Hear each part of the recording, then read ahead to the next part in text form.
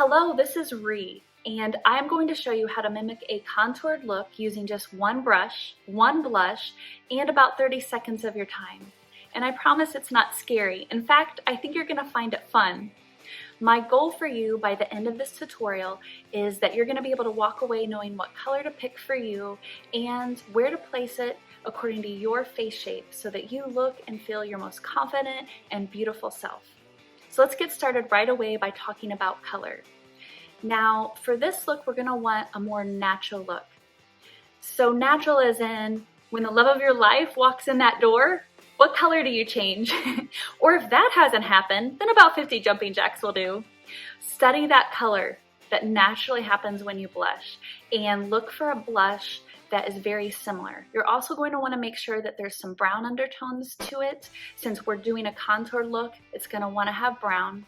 If you have cool undertones, make sure it's a cool undertone brown, or if you have warm undertones, look for a warm undertoned blush.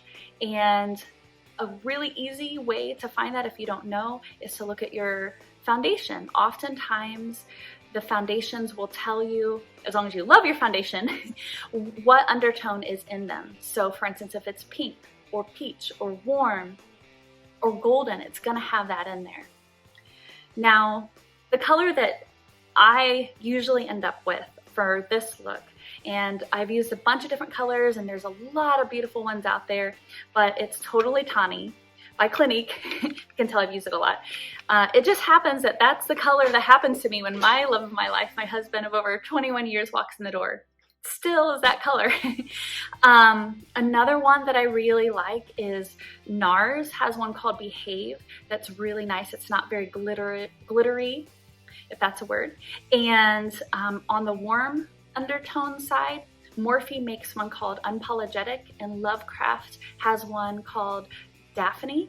So both of those are really beautiful colors, but again, there's a lot of different varieties out there. Just look for one that looks like your natural blush color with some brown in it.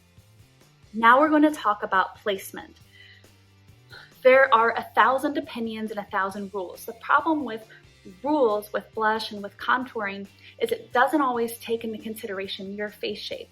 So it's very important to find out where your cheekbone is to place it properly. So go ahead and take a clean hand and you're gonna feel for your cheekbone and feel where it starts dipping down.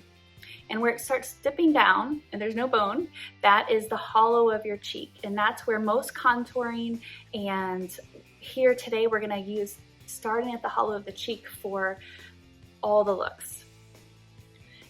Now we're gonna want to also find the apple of your cheek. So feel around there.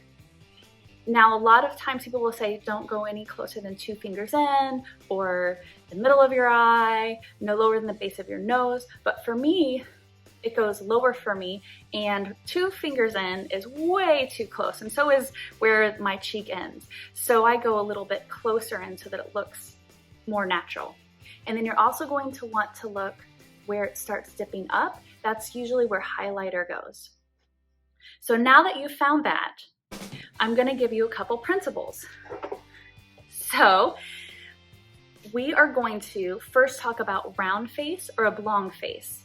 Both of those are going to want to be a rectangle.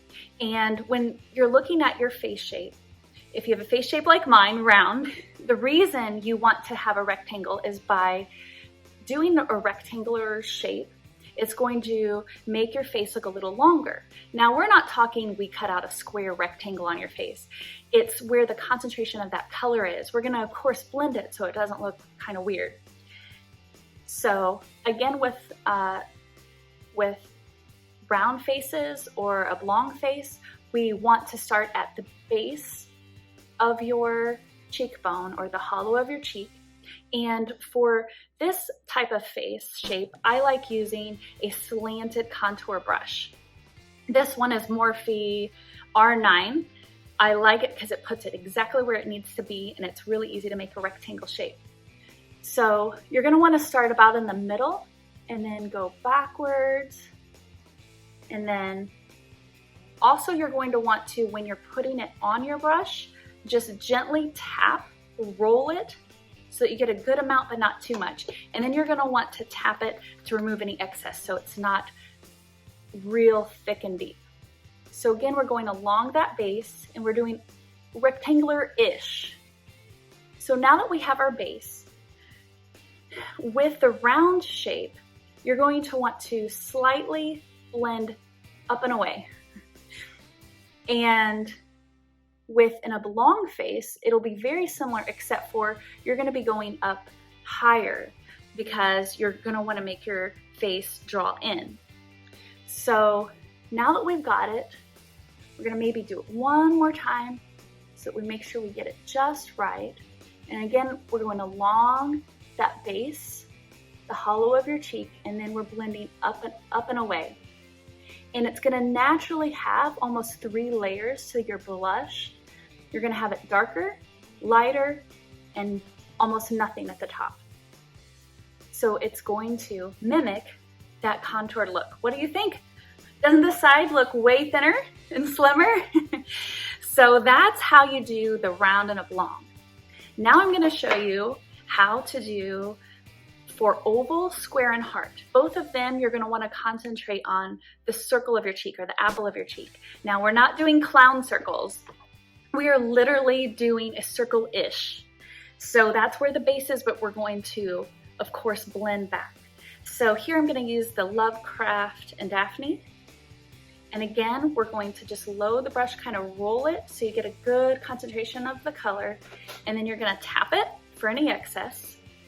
And again, we're starting at the hollow of your cheek, but we're moving in a circular motion.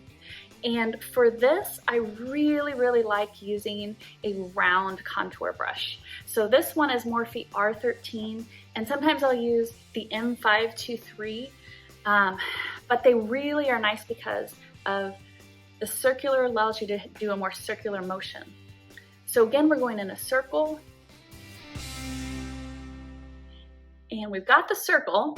Now that we don't want it to look clownish, again, we're going to, along that hollow of your cheek, kind of move back. And now it's naturally more blended.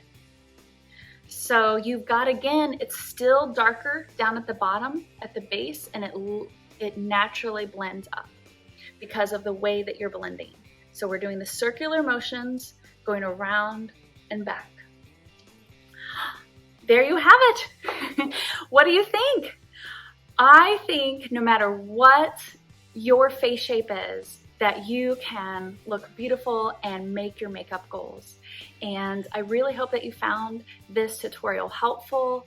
I hope that you will walk away feeling like the beautiful person that you are, and hopefully someday you'll be able to talk to me or someone else about how to apply it properly for your face shape in a more individual session. But until then, I hope this really helps you, and I hope you have a good day.